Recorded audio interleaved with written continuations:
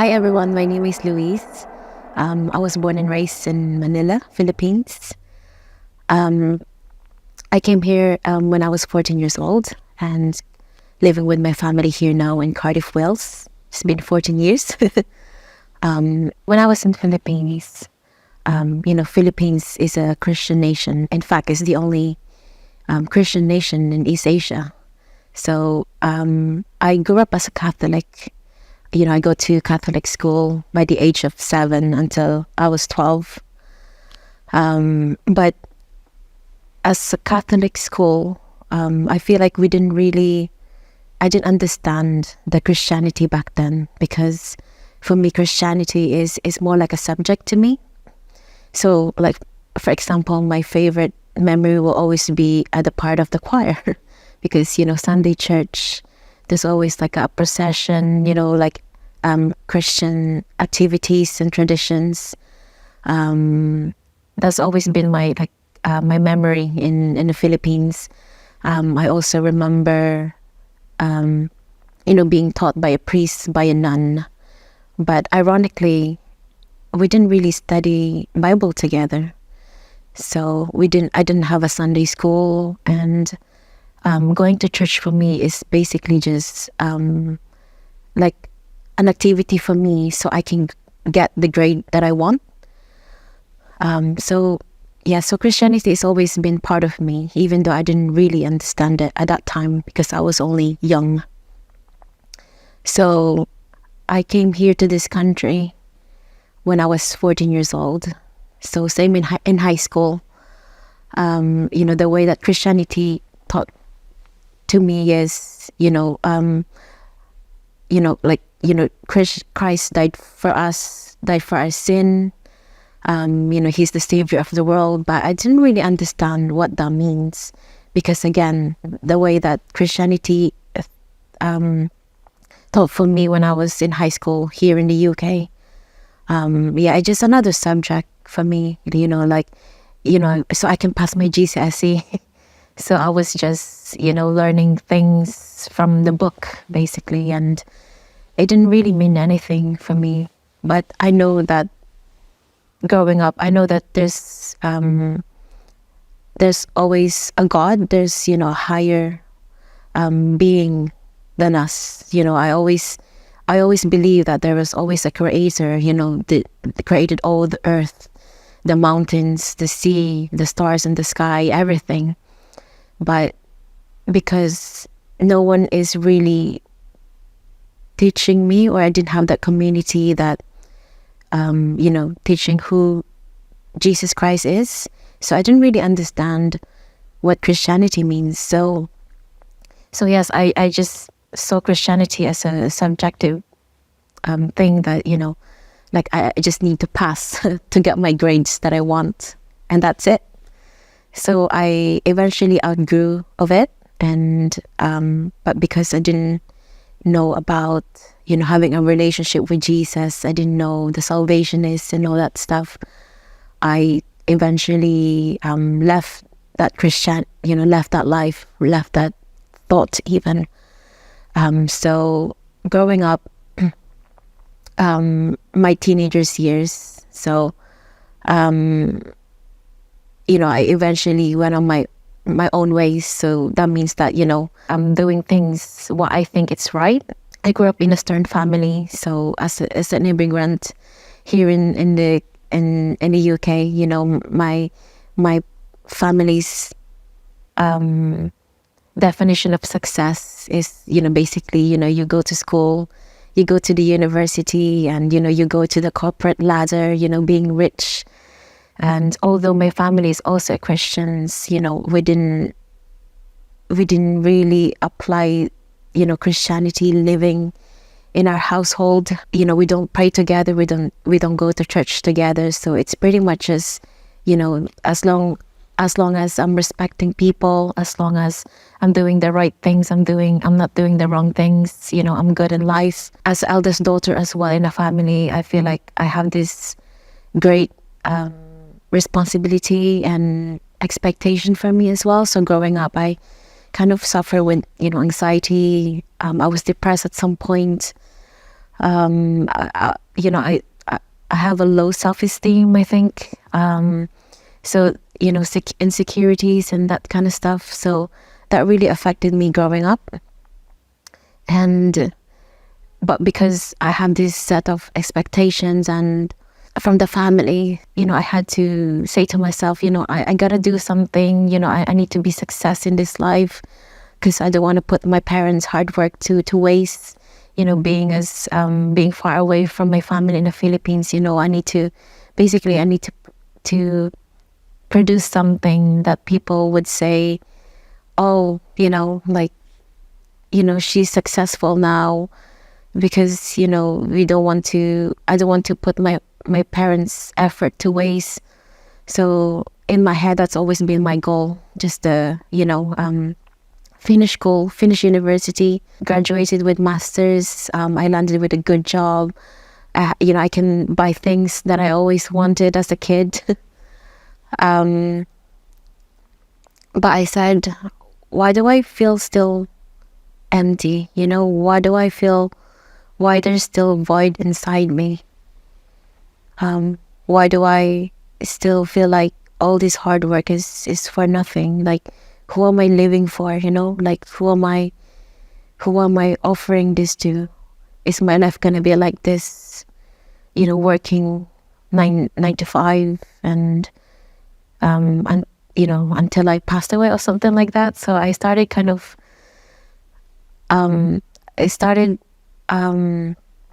thinking about, what is life? What is the purpose of life again? So when I was in university, actually, I am surrounded by Muslim friends. So, and then, the way I see them, they're like on fire on their God, So I had that curiosity again, because, they were close to me, they're telling me their religion, their things, and, I see how, what they do as a group, what they do as a community. And I said, wow, like, these people are so on fire, what's driving them, what's keeping them on fire to their God. So I had that curiosity again, even though I said before that, Christianity might not be for me, because, I always see them as a subject that I need to pass. So maybe I said, maybe I should, give Islam a go. So I let my Muslim friends to kind of teach me, their practices about their religion. And I said, oh, okay, so it's really similar to Christianity. Maybe I can go for this one. But of course, we know the fact that they deny two things. They don't believe that Jesus is a God, and they rejected the fact that Jesus crucified. But in my mind, I somehow can't accept that. But because my past experience in Christianity has been, well, not success, but it didn't go anywhere. But I said, okay, maybe this is the truth. Maybe this is the way for me. This is, maybe this is it. This is the religion for me. So a few months after learning about Islam, I also got into a relationship. I got into I started dating a Muslim. So I thought at some point, maybe, at some point I think I was ready to convert as well. But in my head, I was like, how am I gonna tell this to my family, to my friends? What are they gonna think of me? Are they gonna love me less? But long story short, that relationship then it wasn't successful. So even though I learned about their religion and everything, I felt like, oh, it's, I'm back to zero again, so where am I gonna start again? So I think for me, I said, maybe, religion is not really for me. Maybe it is the universe. I think, everything was created for a reason, but maybe God is not real, because why there's so many religion, and why can't I find the true one, the true religion for me? Why can't I have that community that I can share my faith with? So eventually I left Islam, even though I didn't really fully convert, but I put that aside again. So I went back on my own ways again, trying to live a normal life, I suppose, trying to, do things that I want, do the things that I think what's right or wrong, just try to enjoy things and try to enjoy life with my family and friends. And I think for me, I said, well, I think it's good for me. So, I don't have to commit with anything. I don't have to go to like a building, a religious building every Sunday or something. I don't have to do that. So for me, I saw that as like an easy life for me, because, I have the freedom to do whatever I want. So the way I kind of encountered Christ again. So this is actually a funny story. So my best friend since high school, I think 2 years ago, she became a born again 1 year prior that time. She was like, oh, Louise, do you want to come to fellowship over my house? There's going to be food, there's going to be people.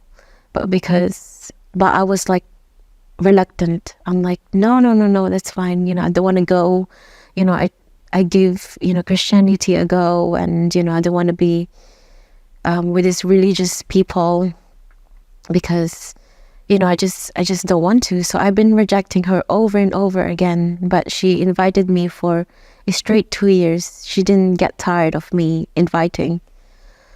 So I said, okay, I'm gonna go, because she said there's gonna be food, and who doesn't like food? Who would deny food, right? And I said, it's a good way for me to catch up with her as well, and that's after pandemic actually. So I finally gave in, and when I arrived over her house, I saw a bunch of youth. Is actually a youth group from the previous church that I attend to, and I saw, and I was like, oh wow, like there's young people on fire on God, and I was like amazed, and I was just like, wow, I didn't know like this, like young people can be like so on fire with God. I felt the peace, I felt the joy and the serenity in them, and that's something that I don't have. So I said, I want something that they have. Why they so happy? Why do they look like everything is so easy? Like so. And then I was just observing things, and I eventually had my food. So, and then one of the youth leader, he actually preached about a purpose of life. And I was like, oh my God, I was amazed. I even got emotional in that preaching, because I felt like that message is for me. Because they traveled all the way to Cardiff from Southampton, 3 hours drive. And little did I know, it was just me who's not, like born again in that group. So I feel like God sent that group of people for me to hear His word, as about purpose of life. And I was like, wow, this is amazing, like the preaching, the teaching is everything that I'm going through. And at that time as well, I was stressed. I was dealing with, I was struggling with work too. I was having my family is facing difficulties. Like basically, I feel like my life is all over the place. My work is not going great. There's always a family issue. There's always a family problems. I didn't have much friends. I used to, hang out with the wrong crowd, I think. But for this one, I just felt the peace, and I felt the invitation that I just can't describe it. I can't describe what I was feeling at that moment, because in my head I was doubting that, okay, maybe am I gonna go to this path again? Am I gonna give this Christianity a go again? But even though I was emotional, and I felt like God was speaking to me at that day. They invited me to go to encounter. So they have an encounter over their church in Southampton, and I said, I'll think about it.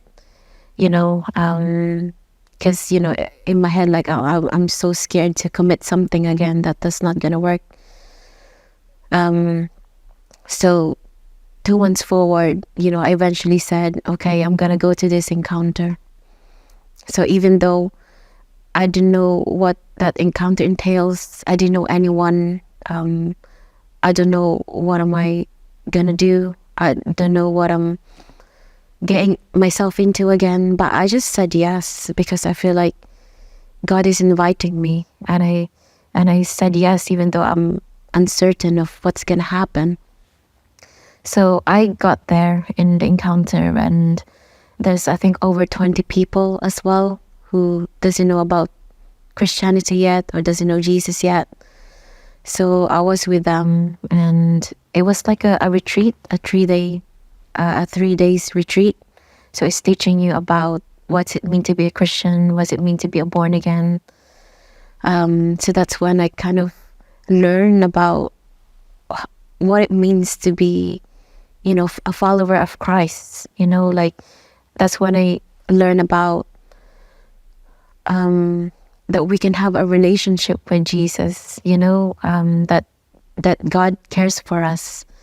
That a King of Kings is longing to have a relationship with us. And I was just like, what? Like, I've been Christian my whole life, but I never heard this. I didn't really hear the gospel. I didn't hear the salvation. So many things that I didn't hear before that. But from that encounter, from that retreat, like, I feel like my eyes was open. I feel like my spiritual eyes is open, like, and I was like, oh my God, like I was just so amazed. I was just, that feeling was indescribable, because I was so overwhelmed with this new information. But at the same time, I felt the peace inside me, the peace that I never felt before. So I said, okay, so long story short, at the end of that retreat, I said, okay, Lord, I'm gonna surrender. I'm gonna give you my life. And at that point, like, Jesus was telling me that, like, Louise, like, you don't have to know everything. You don't have to, you don't have to know everything, but I myself will show it to you. I myself will show you things that you haven't seen before or experienced before. I have a purpose for you. So that's when I knew that, okay, like, this is my purpose that I've been looking for. That's the missing piece that's inside me that I've been yearning for a really long time. And that's to know Christ again. And so I said, okay, I'm gonna jump. I'm gonna risk it all. I'm so scared of what my family's gonna think of me. What is my partner's family's gonna think of me? My friends, my colleagues, people around me. But I felt like, this is the change that I've been waiting for. This is the, when you're like so desperate to change that you'll try everything. And I think that's for me. So I eventually just So I said yes. Yeah, I'm just gonna continue to this journey. And I have my best friend as well. She's gonna stick with me. She's gonna go with me in this journey step by step. So I eventually started going to fellowship. I started going to discipleship, and now I'm in a worship team in my home church. And so I feel like the greatest miracle that God gave me is the transformation of my life. When I said before that, I grew up having low self-esteem. I didn't really have much confidence in me. I suffer with different things. But I think God, turned it upside down. Like God gave me He gave me like a new life. He gave me a new heart. He gave me a new beginning. Basically, He gave me a right path. Like a path that's meant for me. That wants me to go. So that also includes, like I was able to forgive others easily. I was able to, be confident about myself. Really, I think He just lets me blossom. Like from that really shy girl in high school, from until now. Like I feel like, He made me the woman that I always wanted to become. And I think I really see the transformation in my life, and I'm really thankful for God for that. Like His faithfulness, His mercy. I mean, obviously, like my family and the people around me won't probably understand it yet, but by God's time and will, they will also, one day will come to Christ as well, and understand what it means to having a relationship with God. Yeah, so I think my life right now, I just feel so blessed. I feel like the thing is coming to place. Like God's blessing is just visible. Like I just can't count how many times that God encountered me over and over again as well. Yeah, he He gave me like so many small and big miracles, blessings every day, and yeah, I think I'll follow Christ until forever, I think. Great. Thank you so much. That is such a beautiful story, Lewis. Thank you for sharing that. So, what would you say to someone who is still in doubt, who's still living in fear of, oh, is this the right thing for me to do?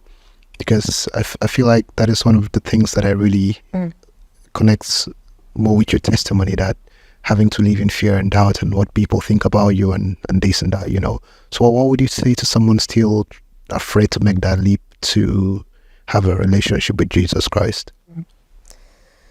I mean, as a human being, we always, doubt.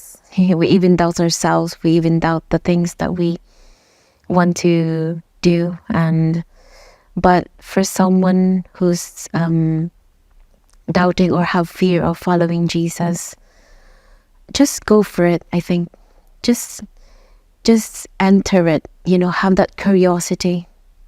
I think it starts with a curiosity, because that curiosity will lead to having more understanding, having more knowledge. Like I said previously, when I was in the living room, after I had that encounter with God back in Southampton Church, I was contemplating, I was doubting, because I still have this fear inside me that, what would my family would think of me? What would my partner would think of me? What would my friends, the people around me would think of me if I decided to commit fully to this, this having a relationship with Jesus, this whole church, coming back to faith again.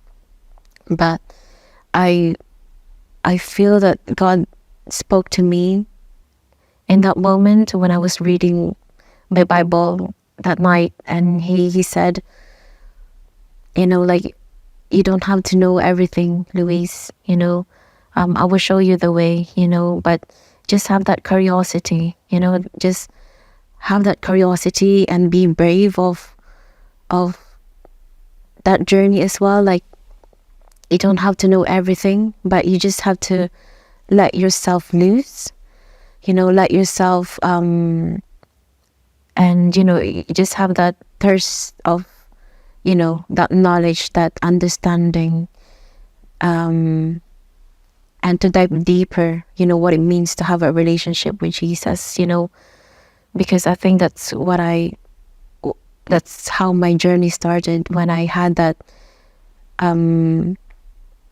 curiosity, I had that thirst to know, okay, why does these people around me, the youth group that I saw, or even in church, like I said, how these people were so far on God, how is that, how is their journey started, and how do they keep it? So not only having a curiosity, but also like talking to other people as well in your church or your community.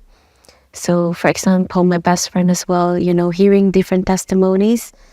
And, when I heard their testimony, I'm like, wow, like, their life changed, they had this transformation. And I said, I want that too, I want my life to be better. I want to have, I want to know my purpose in life, not just going to the office 9 to 5, repeat, and doing the same things over and over. I want to have that, I want to know, who do I live for?